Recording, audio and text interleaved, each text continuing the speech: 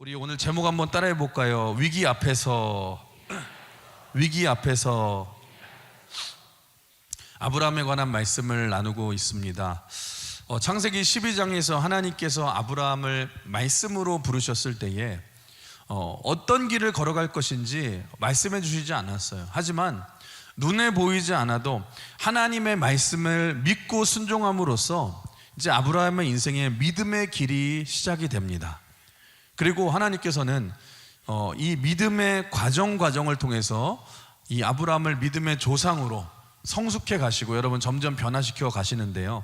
처음에는 믿음으로 시작했지만 믿음이 기근을 만나자 그러니까 인간적인 생각으로 약속의 땅을 떠나서 애굽으로 내려갔다가 아브라함이 아내를 빼앗길 위기도 겪게 되고, 하지만 하나님의 은혜로 겨우 회복하여서 다시 예배의 자리로 돌아오게 되었고, 그리고 지난주에는 어떤 말씀을 나눴습니까? 애굽에서 부자가 되어 돌아온 이 아브라함과 조카 롯이 가축이 많아져서 이제 다툼이 일어나서 같이 살 수 없게 되자 아브라함이 롯에게 양보를 하죠. 네가 우리 싸우지 말자. 우리가 한 이 형제니 싸우지 말자. 네가 우하면 내가 좌하고 네가 좌하면 내가 우하리라.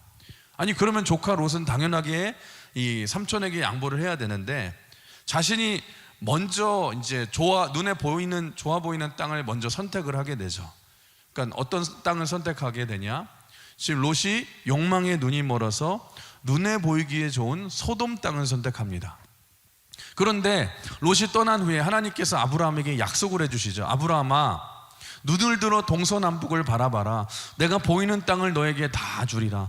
종과 행으로 다녀보라. 네가 밟는 땅은 내가 너에게 다 줄게.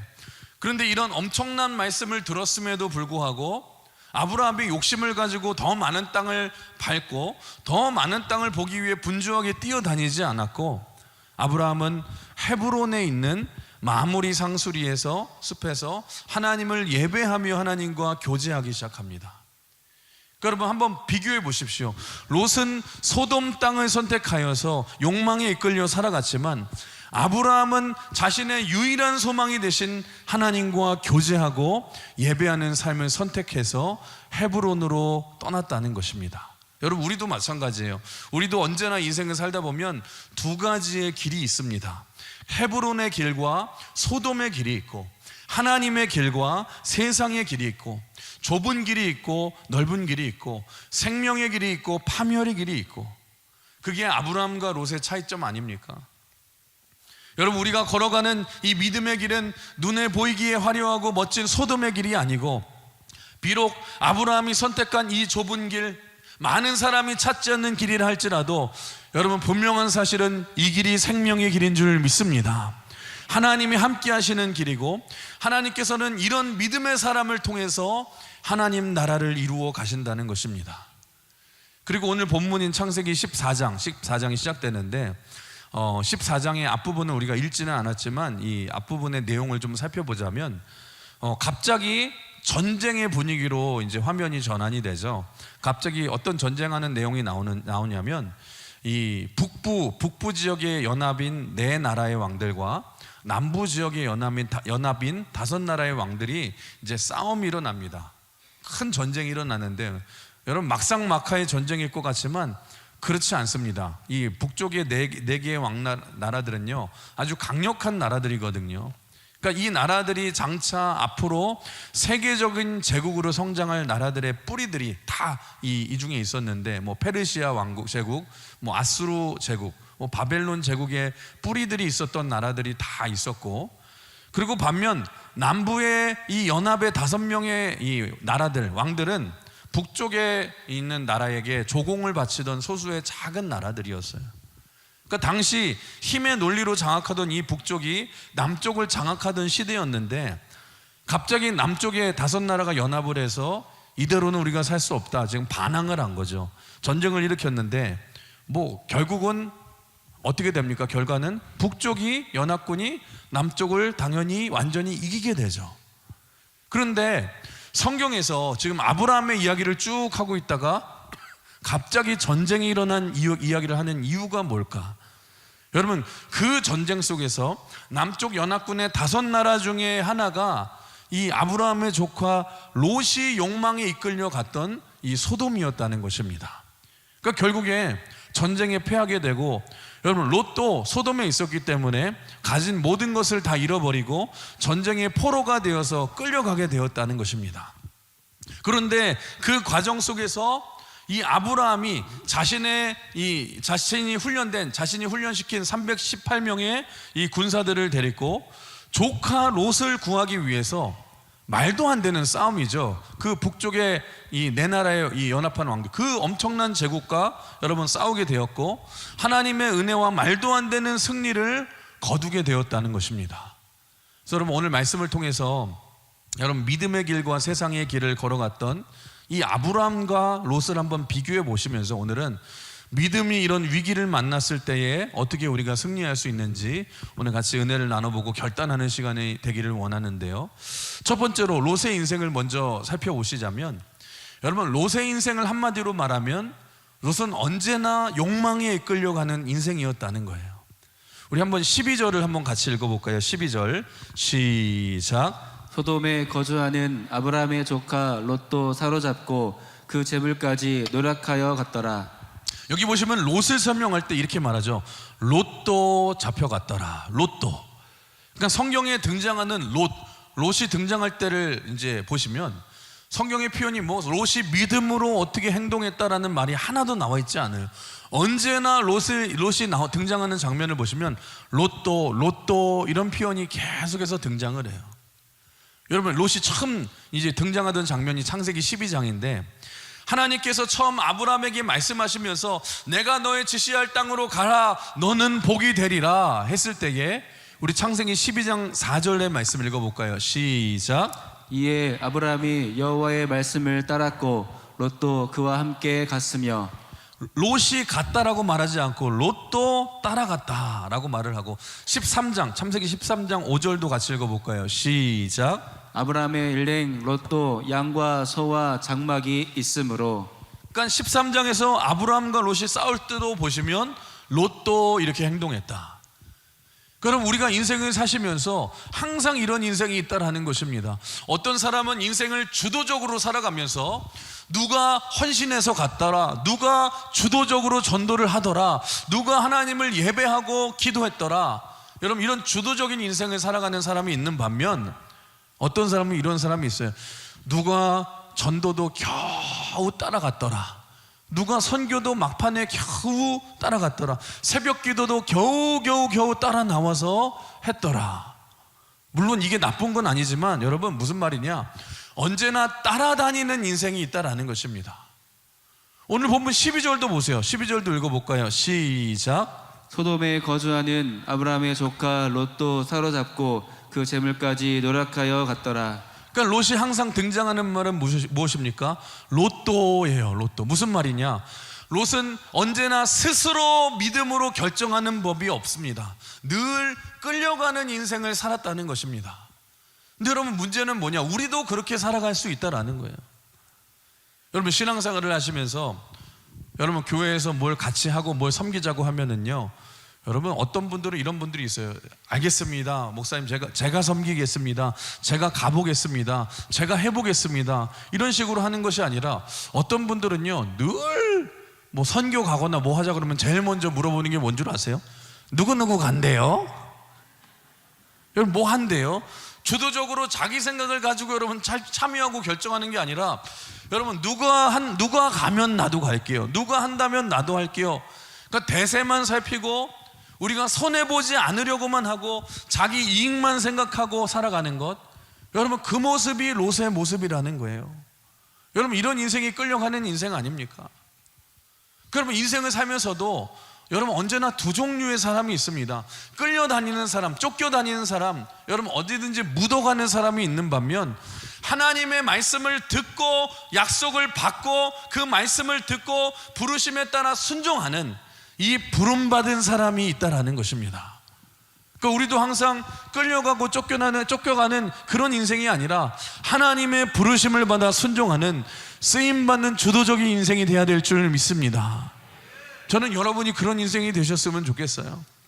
여러분 기도하고 예배하고 전도하고 선교할 때에 누구도 간대, 그러면 나 안 가, 여러분 그렇게 따라만 다니는 인생이 아니라 여러분들이 먼저 가서 예배하시고 여러분이 먼저 기도하시고 내가 먼저 전도하셔서 여러분 내가 먼저 섬겨서 주도권을 가지는 인생. 여러분 내가 가니까 오히려 다른 사람이 나를 따라오고 다른 사람이 묻어오도록 해야 되지 않겠습니까? 여러분 따라해볼까요? 롯 같은 인생이 되지 맙시다.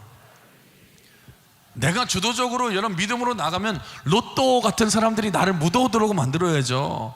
언제나 내가 끌려가는 인생, 롯과 같은 인생, 믿음 앞에서 우유부단한 인생으로 넘어지는 인생이 되면 안 된다는 거예요. 여러분 그렇다면 한번 생각해 봅시다. 롯이 왜 이런 인생이 되었을까?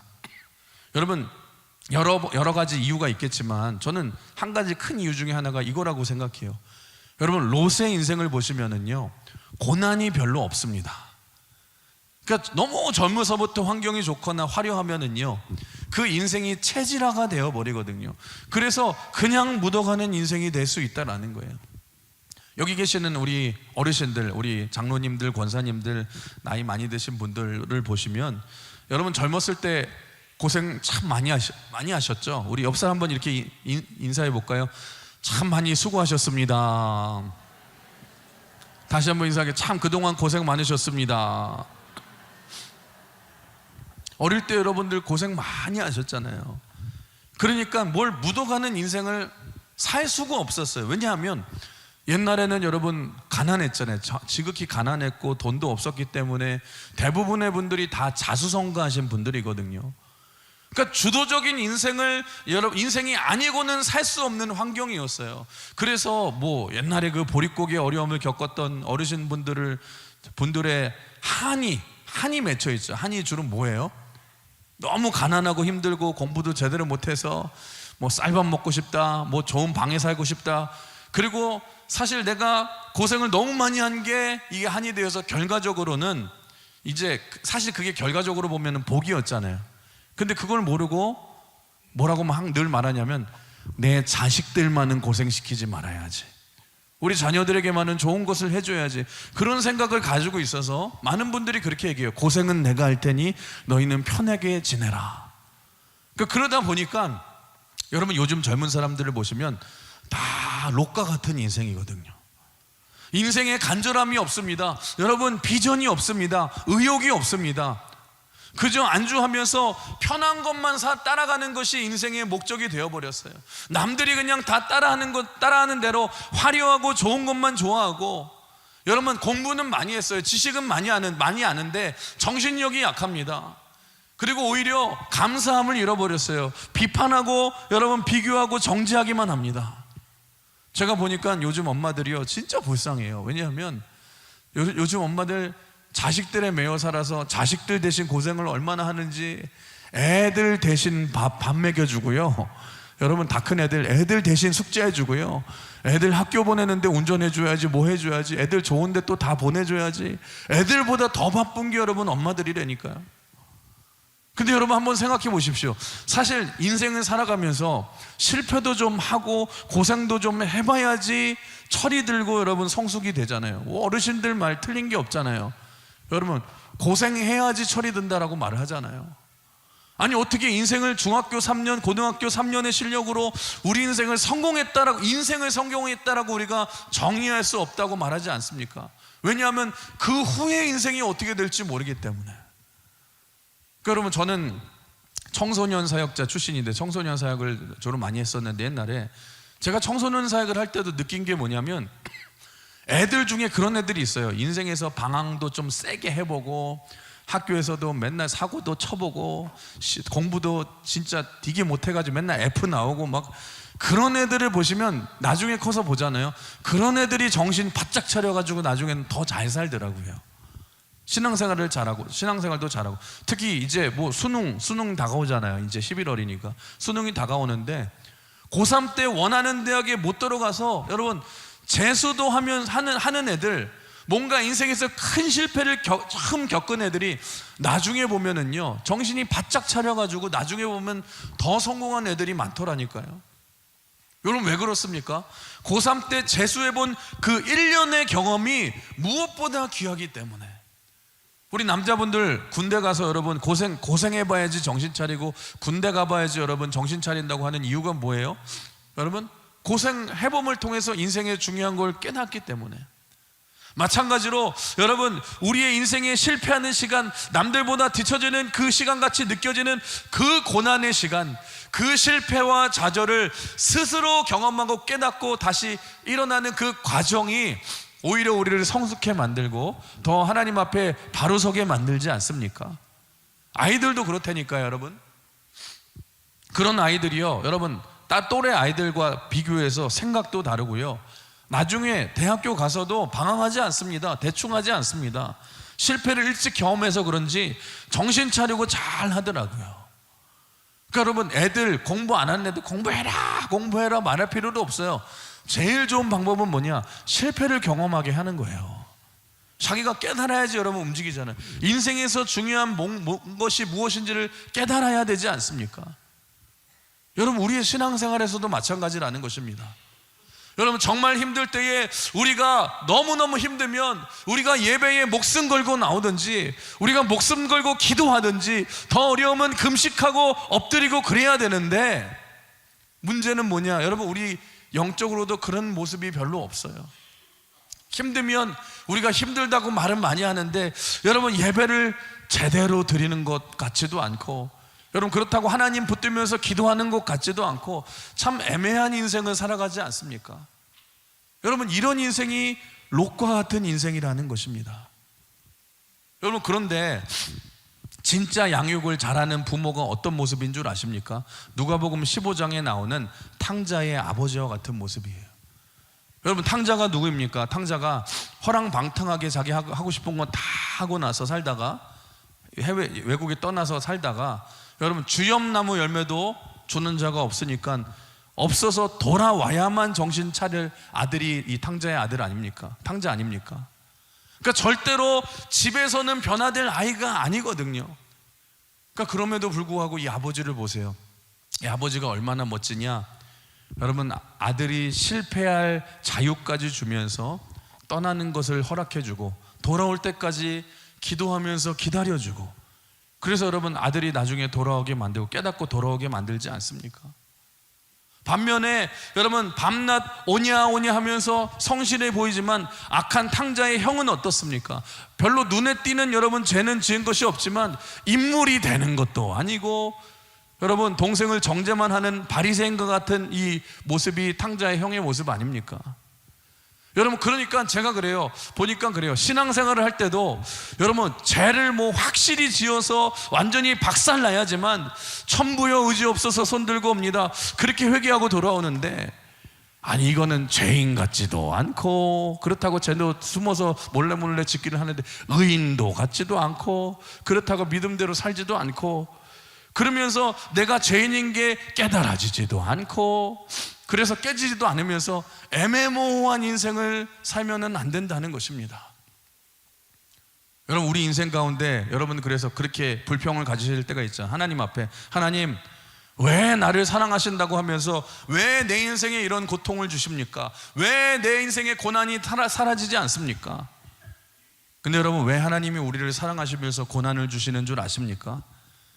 여러분 우리가 원하는 대로만 다 되게 하고 무조건 축복받고 무조건 승리만 하면 우리가 영적인 롯이 될까봐 여러분 하나님이 무조건 축복하지 않으신다는 거예요. 그래서 우리 하나님은 여러분들을 너무너무 사랑하셔서 고난도 허락해 주시는 거예요. 때로는 우리 인생에 고통도 주시고 아픔도 주시는 것입니다. 때로는 하나님이 안 계신 것 같이 느껴질 때가 있어요.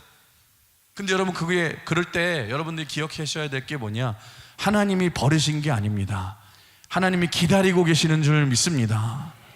여러분들을 막 죽도록 깨지게 만들어요. 여러분 왜 그런 줄 아세요? 그래야지 다시 돌아오기 때문에, 그래야지 그 제약된 성품을 버리고 다시 하나님만 바라보기 때문에, 그래야지 내 고집을 꺾고 자존심을 꺾기 때문에. 우리 인생에 일어나는 모든 고난에도 하나님의 목적이 있다라는 것입니다. 그래서 되게 신앙생활을 잘 하시는 분들을 보시면은요, 이분들이 그냥 잘하는 게 아니에요. 과거에 무지 깨지신 분들이에요. 여러분 다 과거에 깨지고 다듬어져서 고난과 실패를 통해 꺾이고 다 다 돌아오신 분들 아닙니까? 때로는 하나님께서 우리를 고난의 구덩이에 집어 던지실 때가 있고, 때로는 철저하게 이 광야 생활을 하게 만들어서 결국엔 하나님께서 돌아오게 만드신다라는 것입니다. 제가 일산에서 사역을 할 때에도 이제 주일마다 새신자가 오면은 이제 첫 주차, 제가 마지막 주차에 만나서 얘기를 하면서 꼭 기도를 해드렸거든요. 근데 이 강명으로 온 후에도 이제 올해부터 한 여름부터 제가 이제 새신자가 오시면 이제 기도를 해드리는데, 근데 새신자들 모여서 정말 잠깐의 시간입니다. 근데 만나서 얘기를 하다 보면은요, 그런 분들이 굉장히 많아요.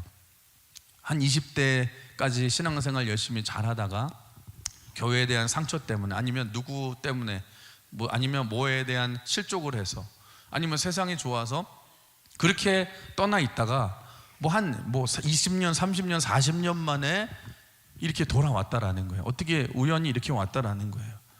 여러분, 그래서 그분들을 위해서 기도를 해드리는데, 하나님이 너무너무 사랑하셔서 다시 이분들을 불러주셨군요. 하나님께서 다시 초청해 주셨군요. 하나님, 이분들의 상처를 씻어주세요. 하나님, 아픈 마음들 위로해 주세요. 하나님, 다시 안아주세요. 기도를 해드리면은요, 눈물을 뚝뚝뚝뚝 흘리세요. 여러분, 무슨 말입니까? 고난을 통해서, 이 시간들을 통해서, 지금 고난의 시간을 통해서 다시 하나님께 돌아오게 만드신 것 아닙니까? 여러분, 이스라엘 백성들도 보십시오. 그 바벨론에 70년의 포로로 끌려가게 하신 이유가 있지 않습니까? 여러분, 망하게 하려는 이유가 아니잖아요. 그 포로 생활을 통해서, 그 고난을 통해서 하나님의 원하시는 뜻은 뭐냐? 다시 이스라엘 백성들의 우상들을 다 깨트리고 정금같이 다듬어져서 다시 정결한 거룩한 하나님의 백성으로 회복시키기 위한 하나님의 거룩한 목적 아닙니까? 목적은 뭐예요? 다시 돌아오게 하시기 위해서, 새롭게 변화시키게 하기 위해서 아닙니까? 사랑하는 성도 여러분, 그래서 꼭 기억하십시오. 하나님이 주시는 고난은 고난이 아니라 더 잘되게 하기 위한 하나님의 사랑인 줄 믿습니다. 다시 영적인 하나님의 백성이 되기 위한 하나님의 과정인 줄 믿습니다. 그런데 롯을 보십시오. 롯은요, 여러분, 어릴 때부터 삼촌을 잘 만나서 부하게 자랐어요. 그러다 보니까 롯은 기도하는 모습도 없고, 그 많은 성경의 말씀 중에 롯의 믿음의 모습이 하나도 없잖아요. 그냥 세상의 욕심 때문에 따라가고 돌아오지도 않아요. 나중에 회개하지 않아요. 다시 소돔으로 돌아가요. 그런 모습만 나오지 않습니까? 여러분, 우리가 롯과 같은 인생이 되시면 안 된다는 것입니다. 여러분, 그렇다면 롯과 같은 인생이 되지 않기 위해서는 어떻게 해야 되냐? 우리 한번 따라해 볼까요? 고난을 두려워하지 말고 말씀에 순종해야 될 줄 믿습니다. 여러분, 고난을 두려워하지 말고 한번 말씀에 순종해 보십시오. 이익을 따지면서 계산하지 마시고 하나님이 부르시는 일에 헌신하고 섬기시길 주님의 이름으로 축원합니다. 여러분, 묻지 말고 예배하시고요, 여러분, 하나님 앞에 간절히 기도해 보십시오. 다시 기도의 야성을 회복하시길 주님의 이름으로 축원합니다. 그래야지 아브라함이 되고, 그게 바로 사는 길인 줄 믿습니다. 혹시 이 중에 과거에 열심히 믿을 때는, 고난과 어려움이 있을 때는 하나님 앞에 나아가서 무릎을 꿇고 기도하고 이겨내고 예배하고 여러분 금식하면서 이겨냈는데, 지금 내가 하나님 이 믿음의 야성을 잃어버렸습니다. 그런 분이 계십니까? 이제는 머리에 불평만 가득 차서 원망만 가득 차고 뜨거운 가슴을 다 잃어버린 채 그런 분이 계시다면, 오늘 말씀을 들으시고 다시 우리가 영적 야성을 회복해야 될 줄 믿습니다. 여러분의 인생에 이 빈들과 같은 아무것도 의지할 것 없는 시간을 통해서 다시 하나님만 의지하시고 하나님만 붙드심을 통해서 이런 영적 야성을 회복하시는 여러분이 되시길 주님의 이름으로 축원합니다. 그렇다면 두 번째로, 롯과 다르게 아브라함의 다른 점은 무엇인가? 우리 한번 오늘 보면 13절 14절 한번 같이 읽어볼까요? 시작. 도망한 자가 와서 히브리 사람 아브라함에게 알리니, 그때에 아브라함이 아모리 족속 마므레의 상수리 숲을 근처에 거주하였더라. 마므레는 에스골의 형제요 또 아넬의 형제라. 이들은 아브라함과 동맹한 사람들이더라. 아브라함이 그의 조카가 사로잡혔음을 듣고 집에서 길리고 훈련된 자 318명을 거느리고 단까지 쫓아가서. 자, 창세기 13장에 보시면 아브라함과 롯이 땅을 선택하는 장면에서 아브라함이 롯에게 먼저 선택을 양보하자 롯이 눈을 들어서 요단 동편의 땅을 봤더니 눈에 보이는 땅, 비옥한 땅이 소돔 땅이었어요. 그 땅을 바라보고 그 땅을 선택하고 그쪽으로 가게 됩니다. 그러니까 지금 롯은 요단의 동편의 땅을 선택했으니까 아브라함은 요단 서편의 땅을 선택하게 된 거죠. 그런데 서편은 어떤 땅이냐면 산지입니다. 여러분, 힘든 땅이고 굉장히 열악한 땅입니다. 그래서 오늘 보면 13절 다시 보시면 아브라함이 아모레 족속 마므리의 상수리 숲을 근처에 거주하였다. 그러니까 좋은 땅 평야지대는 롯이 선택해 갖고 아브라함은 한마디로 말하면 산동네로 들어간 거예요. 농사짓기도 힘들고 목축하기도 힘들고 굉장히 어려운 곳이고 험한 곳입니다. 여러분, 신앙생활은요, 여러분 너무 편하게만 하는 것보다 좀 힘들게 하는 것이 좋습니다. 여건이 다 좋다고 좋은 것만이 아니라는 거예요. 여러분, 어려워서 그래서 주님만 의지하고, 여러분 어려우니까 더 예배하고 힘드니까 더 기도하려고 하고, 그게 오히려 축복의 모습이 될 수 있다는 것입니다. 그러니까 교회도 너무 풍성하기만 하면은요, 하나님 의지하는 일들이 더 약해지기 때문에, 내 힘을 자꾸 붙들기 때문에, 좋은 교회의 특징이 뭔 줄 아세요? 여러분, 더 하나님을 의지하고 더 기도하고 더 하나님 붙드는 교회가 좋은 교회라는 거예요. 아브라함도 보십시오. 좋지 않은 땅이었지만 숲속에 가서 산동네에서 아브라함이 했던 일이 뭐냐? 하나님을 원망하고 불평한 것이 아니라 그 자리에서 단을 쌓고 예배하지 않습니까? 무슨 말입니까? 아브라함은 환경을 보고 상황을 본 것이 아니라 아브라함의 우선순위는 무엇이었냐? 인생의 우선순위는 하나님을 예배하며 하나님을 교제하는 것이 우선순위였다라는 것입니다. 사랑하는 성도 여러분, 우리도 마찬가지예요. 우리가 어떤 상황이라 할지라도, 어떤 힘든 환경이라 할지라도 하나님을 예배하는 자가 되시길 주님의 이름으로 축원합니다. 어디서나 하나님을 의지하고 신뢰할 때에 예배하는 곳에 하나님의 영광에 임하는 장소가 될 줄 믿습니다. 그게 하나님만 의지하는 신앙생활이라는 것입니다. 근데 뿐만 아니라 아브라함이 더 대단한 게 뭐냐? 거기에 있는 이 사람들과 친하게 지내게 되는데, 얼마나 친하게 지냈는지 동맹한 자들이 막 나오기 시작해요. 여러분, 동맹했다는 말은 무슨 뜻이에요? 목숨을 걸고 돕겠다는 뜻 아닙니까? 반면에 롯을 보시면은요, 롯은 친구가 하나도 없어요.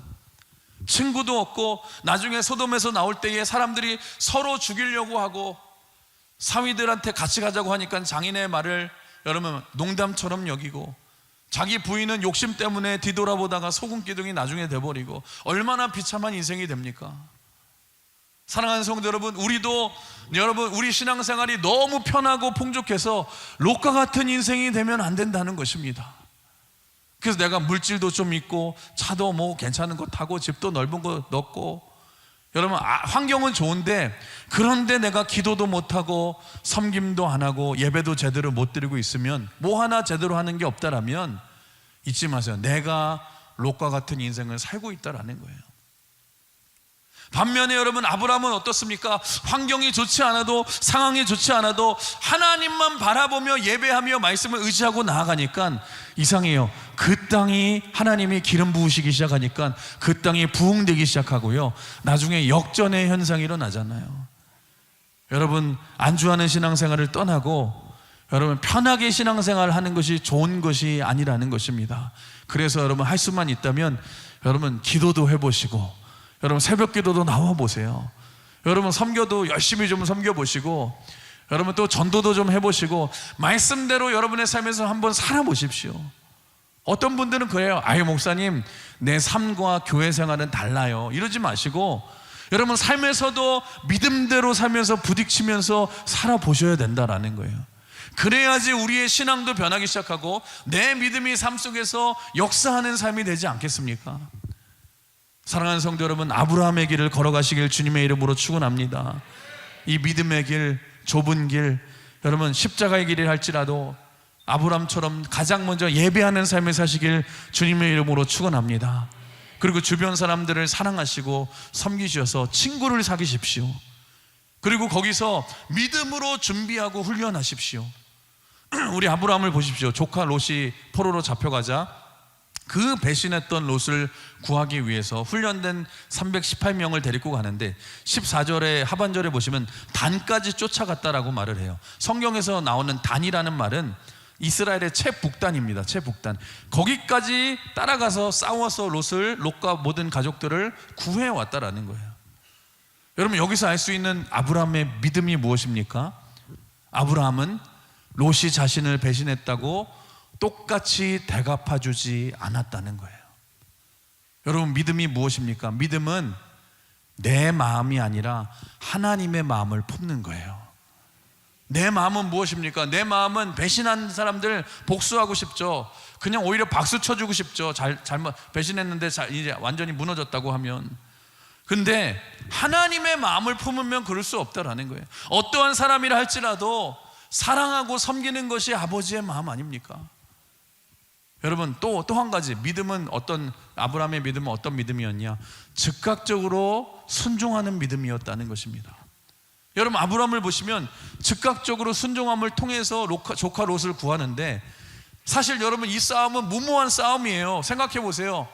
아무리 훈련된 군사 318명이라 할지라도, 아니 남쪽 5개 나라의 연합을 박살낸 북쪽 더 강력한 4개의 나라의 연합인데, 강력한 연합군인데, 여러분, 무슨 계란으로 바위치는 거하고 같은 무모한 싸움 아닙니까?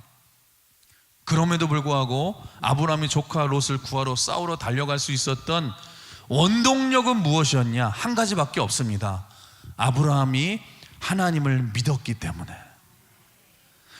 여러분, 인간적으로 생각하면 이 싸움은 승산이 없는 싸움이에요. 그럼에도 불구하고 아브라함은 목숨을 걸고 싸우러 나아가서 승리했는데, 그 이유가 뭐냐? 한 가지밖에 없어요. 아브라함은 하나님이 도와주실 것을 믿었기 때문에, 하나님이 승리를 주실 것을 믿었기 때문에, 이 말도 안 되는 싸움이어도 하나님이 마음을 주시고 그 믿음을 주셔서 나아가면 반드시 하나님이 승리해 주실 것을 믿었기 때문에. 사랑하는 성도 여러분, 이게 바로 믿음의 사람이 승리하는 방법입니다. 기드온도 보십시오. 300명의 군사로 미디안의 13만 5천 명을 어떻게 이깁니까? 아니, 이스라엘 백성들 그 대단한 여리고성을, 철옹성 같은 여리고성을 어떻게 무너뜨립니까? 자기 힘으로. 다 공통점이 무엇입니까? 인간적인 계산이 아니라, 여러분, 하나님을 계산해 놓고 여러분 하나님의 말씀을 믿고 순종할 때의 역사가 일어났잖아요.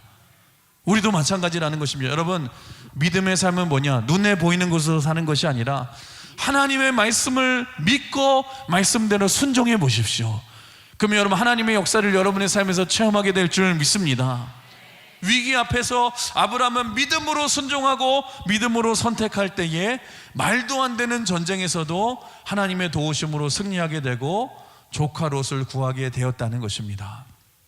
그런데 그 후에 여러분, 마지막으로 아브라함이 이렇게 하나님 중심의 신앙인 것을 또 어떻게 알고 있냐? 알 수 있냐? 이제 전쟁에서 승리한 후에 이제 아브라함이 돌아오는데, 아브라함이 2명의 왕을 만납니다. 소돔 왕과 살렘 왕 멜기세덱이라는 왕을 만나요. 그러니까 우리의 인생에도 마찬가지예요. 신앙생활을 하면서도 마찬가지예요. 우리가 신앙생활에서 승리한 후에 반드시 두 갈래의 길에 서게 되는데, 이 두 갈래의 길은 어떤 길이냐? 우리가 세상적인 방법으로 살 것인가? 내가 주인이 되어서 세상적인 방법으로 살 것인가? 아니면 계속해서 내가 믿음으로 살 것인가? 여러분, 우리가 이 두 갈래 길 가운데 선택해야 된다라는 거예요. 여러분, 소돔 왕, 가장 먼저 만난 소돔 왕의 특징이 무엇입니까? 소돔 왕은 나를 높여주고요, 막 승리했다고 나를 높여주고, 물질을 어떻게 쓰느냐에만 여러분 욕심이 있어요. 어떻게 소유하고 어떻게 내가 가져갈 거에만 욕심이 있어요. 여러분, 세속적이고 나를 영웅으로 만드는 데만 관심이 있어요. 반면에 살렘 왕 멜기세덱, 이 살렘 왕 멜기세덱은 누구를 말하냐면 18절에 보시면 지극히 높으신 하나님의 제사장이라고 말을 하고, 히브리서나 다른 성경에 보시면은요, 멜기세덱을 구약에 나타난 예수님이라고 말을 해요. 우리 18절 19절을 한번 같이 읽어볼까요? 오늘 본문 시작. 살렘 왕 멜기세덱이 떡과 포도주를 가지고 나왔으니 그는 지극히 높으신 하나님의 제사장이었더라. 그가 아브라함에게 축복하여 이르되 천지의 주제이시오 지극히 높으신 하나님이여 아브라함에게 복을 주옵소서. 여러분, 소돔왕과 다른 점이 무엇입니까? 소돔왕은 아브라함이 올 때 아브라함을 높였어요. 아브라함을 영웅식 시켰어요. 그런데 멜기세덱은 오히려 아브라함이 승리에 돌아오자 하나님을 높이기 시작하고 하나님의 은혜와 축복을 구하면서 아브라함을 오히려 축복해 하고 있지 않습니까? 무슨 말이냐면, 여러분, 예수 그리스도를 믿는 그리스도인들이 믿음으로 산다는 말이 무슨 뜻이냐? 여러분, 우리가 어떤 승리 이후에도 계속해서 승리하는 비결이 어디에 있냐? 여러분, 내가 영웅이 되고 내가 주인이 되는 것이 아니라 하나님께 영광을 돌리는 거예요. 여러분, 그리고 하나님의 은혜와 축복을 끊임없이 공급받아야지만 우리가 승리할 수 있다는 것입니다. 그리고 나서 아브라함이 20절에서 24절까지 두 가지 행동을 하는데, 첫 번째, 멜기세덱에게 11조를 드리고, 두 번째, 소돔왕의 제안을 거절을 합니다. 근데 여러분, 11조를 드린다는 것은 무슨 의미예요? 이 물질도 모든 것도 하나님의 것임을 인정하시면서, 여러분, 하나님께 감사를 표현하고 하나님께 감격을 표현하는 것이 11조잖아요. 그리고 소돔 왕의 그 세상적인 이 제안을 거절을 함을 통해서 아브라함은 물질의 욕심이 있는 것이 아니에요. 나는 이런 거 다 필요 없습니다. 이걸로 인해서 나는 하나님의 영광을 가리는 것을 원하지 않습니다. 나는 하나님의 도우심으로 승리했음을 나는 그것을 믿습니다. 나는 그래서 하나님께만 영광을 돌립니다. 그 모습을 나타내고 있지 않습니까? 사랑하는 성도 여러분, 믿음의 사람은 롯과 같이 세상 욕심과 물질보다 여러분, 아브라함과 같이 하나님 중심의 삶, 하나님께 영광을 돌리고 하나님께 높이는 삶을 살아가는 삶을 살아야 될 줄 믿습니다. 왜냐하면 우리의 인생의 승리는 세상의 것이 아니라 하나님의 은혜로 되기 때문에. 여러분, 잊지 마세요. 승리 후에 계속해서 승리하기 위해서는 여러분, 내가 드러나는 것이 아니라 하나님께만 영광을 돌리시고 계속해서 성령 충만함으로써 이 하나님의 은혜로, 하나님의 도우심으로 승리하시는 저와 여러분이 되어야 될 줄 믿습니다. 오늘 말씀을 정리하겠습니다. 사랑하는 성도 여러분, 우리 두 명의 인생을 오늘 비교해 봤어요. 여러분, 롯의 인생이 되지 마시고 아브라함의 인생이 되시길 주님의 이름으로 축원합니다. 롯과 같이 세상 욕심에 따라가고 남들과 비교하면서 남들보다 잘 사는 것을 인생의 가치로 여기고 편승하고 안주하는 인생을 살지 마시고, 여러분, 하나님 앞에 가치 있는 인생을 살아가십시오. 아브라함과 같이 어떤 환경이 있다 할지라도 원망 불평하지 않고 거기서 예배하시고 거기서 사람들과 좋은 관계를 맺으시고, 여러분, 하나님의 마음을 품고 악을 악으로 갚지 않고 여러분 섬기시고 살리시고 도우시면서 날마다 영적인 승리를 체험하시길 주님의 이름으로 축원합니다. 그리고 계속해서 승리하기 위해서는 하나님께 영광을 돌리면서 하나님과 교제하면서 계속해서 영적 은혜를 공급받아야 될 줄 믿습니다.